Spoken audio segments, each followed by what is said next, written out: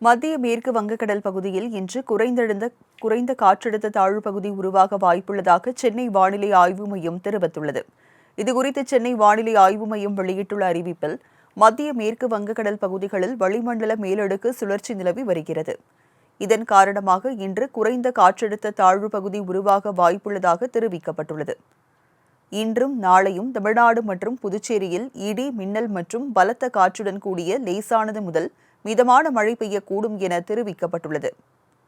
இதேபோல் நாளை மறுநாள் முதல் 28ஆம் தேதி வரை தமிழ்நாடு, புதுச்சேரி மற்றும் காரைக்கால் பகுதிகளில் லேசானது முதல் மிதமான மழை பெய்யக்கூடும் என அறிவிக்கப்பட்டுள்ளது. சென்னை மற்றும் புறநகர் பகுதிகளில் இன்று வானம் மேகமூட்டத்துடன் காணப்படும் எனவும், நகரின் ஒரு சில பகுதிகளில் இடி, மின்னலுடன் கூடிய லேசானது முதல் மிதமான மழை பெய்ய வாய்ப்புள்ளதாகவும் தெரிவிக்கப்பட்டுள்ளது.